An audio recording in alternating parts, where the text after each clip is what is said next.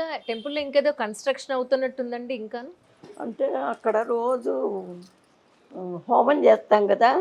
ఆ పొగ బయటికి పోకుండా అదంతా నల్లగా అయిపోతుంది. ఓహో! అందుకని పైన కొంచెం దాన్ని చేసేసి పెట్ పెట్టి చేస్తున్నారేదో. ఒకటమ్మా, నేను ఎవ్వరిని డబ్బులు అడగను. హ్మ్. మీరు చెయ్యండి, మీరు ఇవ్వండి అనను. నాకు పెన్షన్ వస్తుంది. నేను జాబ్ చేసా కదా! పెన్షన్ వస్తుంది. ఆ వచ్చిన పెన్షన్ ఒక 5,000, 10,000 ఉంచుకుని మిగిలింది 2, 3 నెలలు ఉంచేది ఓ పని చేసేది. అట్లా చేస్తూ ఉంటా. ఇంతకీ ఈ అమ్మవారు ఇప్పుడు చతుర్మాస దీక్ష పీఠం అని ఉంది మీ వెనకాతల. ఆ! అదేమిటండి చతుర్మాస దీక్ష అంటే ఏంటి? ఎవరు చేయొచ్చు అది? ఎవరని కాదు. నేను సన్యాసం పుచ్చుకున్నానమ్మా. ఆ! సన్యాసం పుచ్చుకున్నాను కాబట్టి సన్యాసులు ఏం చేస్తారంటే, వెనకటి పద్ధతి ప్రకారం అయితే సన్యాసి ఒకళ్ళని అడగటం కానీ, ఎవరో వాళ్ళు పిలిచి పెడితేనే తింటారు, లేకపోతే తినరు. అట్లాంటిది ఒక 4 నెలలు ఎటూ వెళ్ళకుండా వాళ్ళు ఎప్పుడు పుణ్యక్షేత్రాలు తిరిగేవాళ్ళు ఈ సన్యాసులు. సన్యాసి దీక్షలో ఉన్నవారు. అట్లా తిరగకుండా 4 నెలలు ఒకే చోట ఉండి, రోజు జపం, తపం అన్నీ చేసుకుని, పూజలు చేసుకుని, వచ్చిన వాళ్ళకి ఏదో రామాయణమో, భారతమో, భాగవతమో అవన్నీ చెప్తూ ఉండేవాళ్ళు. దాన్ని అది పీఠం అన్నమాట. ఆహా! అయితే ఇప్పుడు మేము తొలేకాదశి నుంచి ప్రారంభించాను. ప్రతిరోజు ఎవరో ఒకళ్ళు పూజ చేయిస్తాను వాళ్ళ చేత. తర్వాత ప్రతిరోజు హోమాలు చేస్తున్నాం. ఆహా! చేసి 10కి మొదలుపెడితే 12కి అయిపోతుంది. తర్వాత అన్నదానం, నిత్యాన్నదానం అవును. నిత్యాన్నదానం చేస్తున్నట్టు కదా ఇక్కడ? అవునమ్మా. మరి ఎలా పాసిబుల్ అవుతుందండి? దాన్ని వండేవాళ్ళు కావాలి, వడ్డిచ్చేవాళ్ళు కావాలి, మళ్ళీ క్లీనింగ్ స్టాఫ్ కావాలి.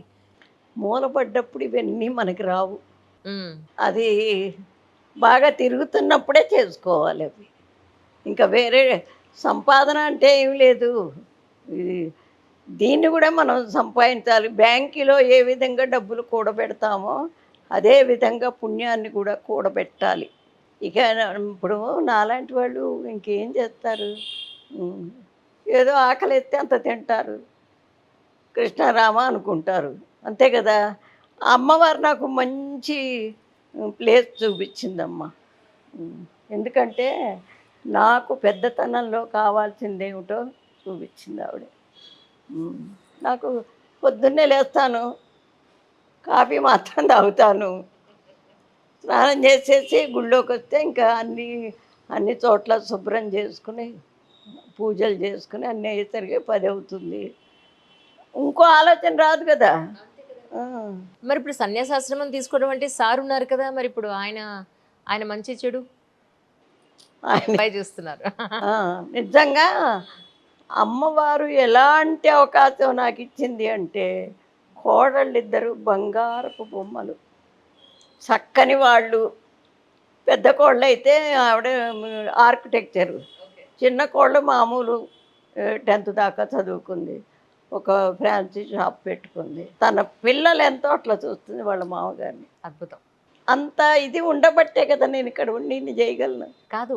ఎందుకు సన్యాసాశ్రమం తీసుకున్నట్టు మీరు? కారణం? కారణం అంటూ ఏమి లేదు. ఆ! అది ఎందుకొచ్చిందో నాకు మనస్సుకొచ్చింది తీసేసుకున్నాను. సార్‌ని అడిగారా మీరు? ఇలా ఇలా అనుకుంటున్నాను. నీ ఇష్టం అన్నారు.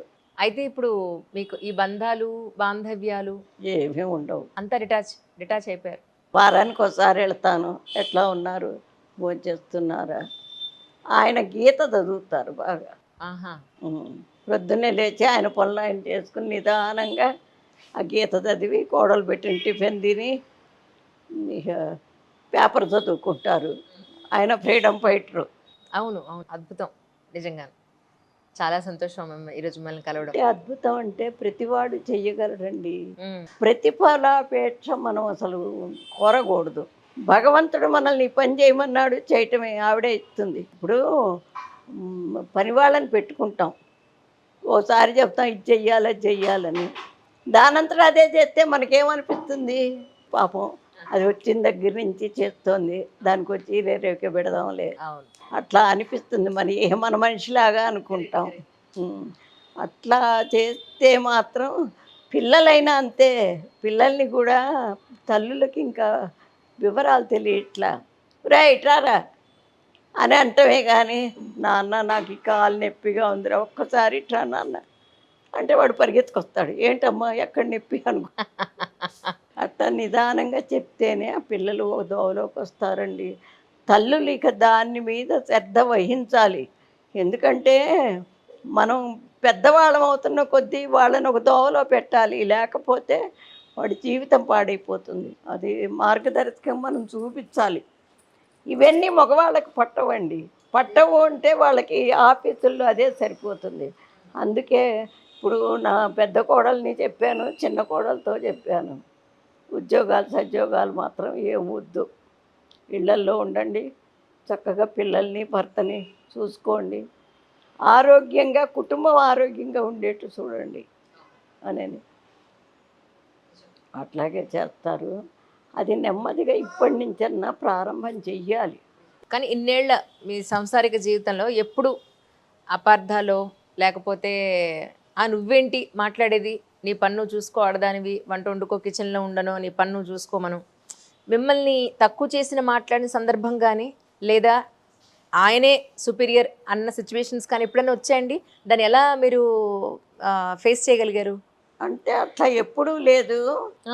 తనకి జరిగే పనులు అది డైవర్ట్ అయితే మాత్రం ఇవాళ బియ్యం లేవా అంటే వచ్చేటప్పటికి వంట అవ్వదనుకోండి. ఎంత సౌమ్యంగానో సర్కాస్టిక్గా బియ్యం లేవా ఇవాళ అంటే వంట ఇంకా అవ్వలేదేమిటా అని, అంతేగాని డైరెక్ట్గా అనడం లేదు. లేదండి.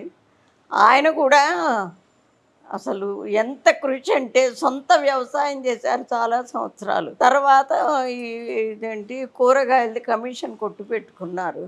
ఆ కమిషన్ కొట్టు ఎప్పుడు రాత్రిపూట వస్తారు. చుట్టుపక్కల పల్లెటూళ్ళ నుంచి గోతాల నిండా నింపుకుని వచ్చి మా షాపులో అక్కడ 4-5 షాపులు ఉండేవి. ఆ సరుకు అంతా దాంట్లో పడేసి వచ్చిన వాళ్ళందరినీ నువ్వు అన్నం తిన్నావా లేదా వాళ్ళకి అన్నీ పెట్టించి సినిమాకి తీసుకుపోయి వాళ్ళని మంచిగా చూసుకునేవారు.